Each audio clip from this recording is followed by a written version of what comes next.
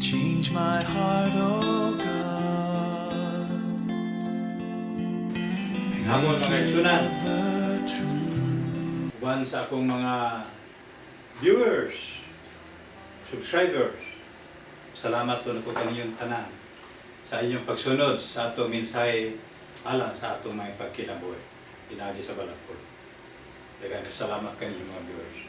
Ning kapulon, ana sa kita giandam pagpadayon sa mensahe. Mientras adunot pa tayo kahiguyunan sa pagmensahe sila. Kadi pa kumagtusunan sumala sa atong andan, ato ido ko atong ulo, aron sa pangalias Ginoo mga tao kaalam. Labing kamahanan nga Dios amahan, ikaw ang Diyos ni Abraham, Diyos ni Isaac. Panalangin ni Ginoo kini among mensahe, makahatag ka na mo pamalandong pagtulunan sa among pagkinabuhi. Panalangin ni Ginoo sa ngalan ni Jesus. Amen. Mga kaigsunan, minahal ko mga hinigugma, sama ka sa pa, inatuntaan na ka mo sa may paglawas, kanunay. Doon na ka mo mga suliran sa ato mga kinabuhi, di makalikayan Diyos na apan. Pinagi sa balang na pulong, atong tunan, paghatag o pagpadasi ka na ito magsunan. Sinulat ni Apostol Pedro magsunan. 1 Peter chapter 5 verse 7, narinig yun. Itugyan ngadto kaniya ang iyong tanang kabalaka kay siya may kahangawa man alang kaniya. Atong mga kabalaka sa atong kinabuhi magsunan, atong itugyan sa Ginoo magsunan. Aduna tay kabalaka mga problema sa pisikal, espiritual, material, o uban pa. Labi na sa mga estudyante, labi na mukuha o take of board exam. Daghan mga kabalaka sa atong kinabuhi, apan na ang Ginoo sa kanunay atong dalangpanan sa atong kinabuhi sa kabalaka. Diningon sa Philippians chapter 4 verse 6 nagingon niya. Ayaw ka mo pagkabalaka. May tungod sa bisan unsang butang hinunuwa sa tanang butang ipahibalo ninyo sa Dios ang inyong manghangyo pinaagi sa pagampo sa pagkamunguyo uban sa pagpasalamat. Ang kaigsunan atong hangyon Ginoo pinaagi sa pagampo ngamuyo kita nga atong mga problema mga kabalaka atagaan niya kasulbaran mga kaigsunan. Dini mag-igsunan sa Biblia na sulat Adus Hari chapter 4 verse 1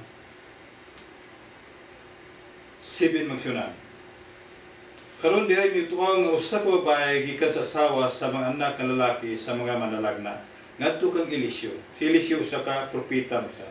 Nga nag-ingon ang imong alagad nga akong bana namatay ug ikaw mahibalo nga ang imong alagad mahadlokon kang diuba. Ug ang hulamanan sa salapi aniya aron sa pagkuha alang kaniya sa akong duha ka mga bata aron ulipnon mga kaigsunan. Naka 5'6" dahil ni ang banang siya, hulam. Sa unang panahon mga sunan, nanalay ning 5'6" mga sunan, magpagpatubok mga sunan.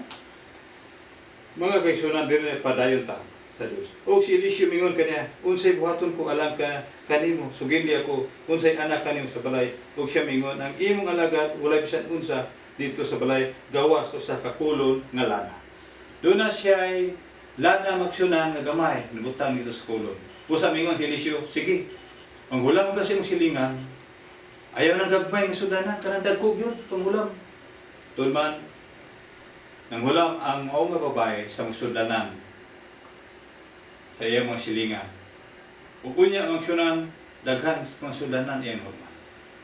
Ug iyang gignan niyang anak, napabahay sudanan dito, pagkuha dito, paghulam, yung iyang anak, wala na ko'y kuluman, mura ni tanan, o sige, takupi ang mga pertahan, bintana, iyang isirhan pinan. Uya iyang ibubuan sa iyang lanang sulod sa kulon katong mga sudanan nga iyang gihulaman magsunan. Grabe magsunan. Unya siya mingon lakaw, ang hulam ka og sudanan gikan sa tanan mga silingan, bisan ng sudanan nga walay sulod, ayaw paghulam og yutay. Dagko yun mga sunan, mingon si Eliseo. Og sumunod ka, og takupan mo, hanggang haan kanimo, og sa imong anak nga lalaki, og sudli kini tanan nga mga sudanan ug hinuon mo ang mapuno. Lainon mo ang mapuno. Usa siya miadto gikan kaniya ug takuban ang pultahan kaniya og sa iyang mga anak lalaki ilang gidala kaniya ang sudanan sa iya gibubuan mga aksyonan sa mga lana ug nagtabo pagkapuno sa mga sudanan nga siya mingon sa iyang anak nga lalaki. Dadi pa ko ug usa ka sudanan ug siya mingon kaniya wala na hilain sudanan ug ang lana bihunong ang sudanan. Unya nahitabo miadto gisubinlan ang tao sa Dios nga mo si Eliseo ug siya mingon lakaw ibaligya ang lana ug bayran mo ang imong utang ug manginabuhi ka ug ang imong anak nga sasalin. Mga kaigsunan, sulbad ang problema. Sulbad ang kabalaka pinaagi sa tao sa Dios nga si Eliseo. Tabangan siya sa dakong milagro ang gamay nga lana kulo siyang pulon iyang giapud-apuran kato hinuluman niya nga dagkong nga laton na puno sa lana ug ang halin ibaligya man niya gibayad niya katong magpahulam sa 5-6 ng sunan ug niya ang sobra magsunan sa ilang halin mo iyang gihimong negosyo inana magsunan sa mga kabalaka sa unang panahon adunay magkatawhan sa Dios matag dagkong milagro sa pagtabang niya. Ikaduha ang pamungsunan nga ilusasyon. Usa ka hari mangsunan. Usa ka hari mangsunan si Haring Ezekias, hari sa Sayuda. Siya iyang pagkahari mangsunan, maayo pagdumala niya sa iya gingharian sa Juda mangsunan. Wala ikasaway sa mga katawhan niya kaniya. Iabot ang panahon mangsunan, si Ezekias nagsakit sa maong hubag. Unya magsunan, gignan siya ni propeta Isaias, anak ni Amos. Hari Ezekias, ang imong hubag, mauna ikamatay kanimo. Mga kaigsunan, kinsa kay tao nga di mabalaka, ignan ka sa propeta, ang imong hubag, mo ikakamatay nimo. Naguol na balaka si Hari Ezekias magsunan. Unya, niatubang siya sa bumbong magsunan. Nagluhod siya magsunan, nag-ingon siya. Unya gilingi niya ang iyang naong sa bungbong ug nag-ampo kang Hiwa nag-ingon. Hidumdumi karon ni Hiwa, ako napikuloy kanimo, giun sa ko paglakaw sa tubangan nimo sa kamuturan ug usa ka hingpit nga kasing-kasing ug gibuhat ko kadtong maayo sa imong pananaw. Ug mihilak si Ezekias sa hilabihan kunan sa ka. Nabalaka siya nga ignan siya. Sa imong hubag mamatay ka.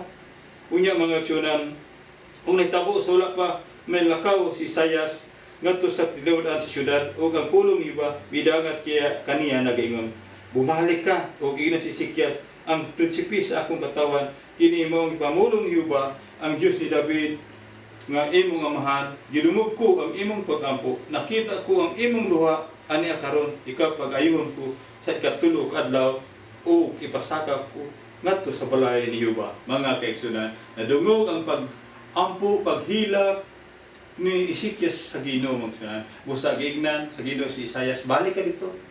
Ignan si Ezekias nga diin dugangan ko og 15 years ang imong kinabuhi. Din naging magsunan sa verse 6. Og dugangan ko ang imong mga adlaw sa napulo og 5 ka tuig ug ako magaluwas kanimo nining syudara gikan sa kabot sa hari sa Syria ug ako magkapanalipod ning syudara tungod sa akong kagalingon, tungod sa akong alagad nga si David, mga kaigsunan. Diri sa 7, o si Isaias mingon, kuhaan ninyo ang usa ka tinurta nga igos ug ilang gikuha ug ilang gibutang sa ibabaw sa hubag ug siya naayo, mga kaigsunan.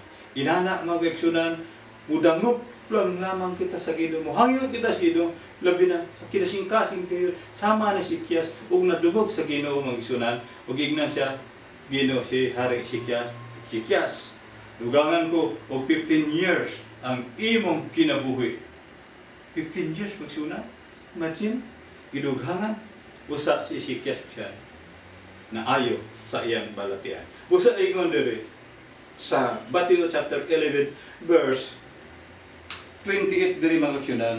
Come to me, all you are weary and burdened, and I will give you rest. Duol kamo kanako, kitsa katong nag-uol o nabugatan. Kay pag-aayuhon kamo. Inana mga kaigsunan. Duol kita sa Ginoo sa atong mga kabalaka, mga suliran sa atong kinabuhi, mga kaigsunan. Dayon si Apostol Pablo sa Philippians chapter 4 verse 16. I can do all the things through Christ to give him my strength, mga kaigsunan. Mga kaigsunan, mahimo na kong tanang butang, pinagi kaniya ni Ginoong Hesus nga mo'y naghatag ka na kusog, mga kaigsunan. Inana magsunan, aduna kita pagsalig nga to sa Ginoo. Sabi na, aduna kita mga problema, mga kabalaka, mga kaigsunan, minahal ko magsunan. Atong kabalaka, dili kalikay, mabalaka to, kumigas sa katawan. Apan, doon lamang kita Ginoo. Mayong Ginoo, doon ka mo ka na ko, kinsa ka to, nabugatan kay pupulayon ka. Mga kaigsunan, nining mabubunga, mensahe, maghatag dato, inspired o pagpadasig nga dahil naada ang Ginoo kanunay nagahuwat ka na to, kumudo lamang kita kung atong mga kabalaka. May hapon suna, nining kapunon, naton ta, pinagi ng mensahe, maghatag dato, dugang kalikod, pagsalig di sa Ginoo. Nga din, ang atong kabalaka, doon lamang kita sa Ginoo. Kaya siya, anda kanunay. May hapon, kanita. Dagan salamat. Change my heart, oh God. Make it ever true. Change my heart, oh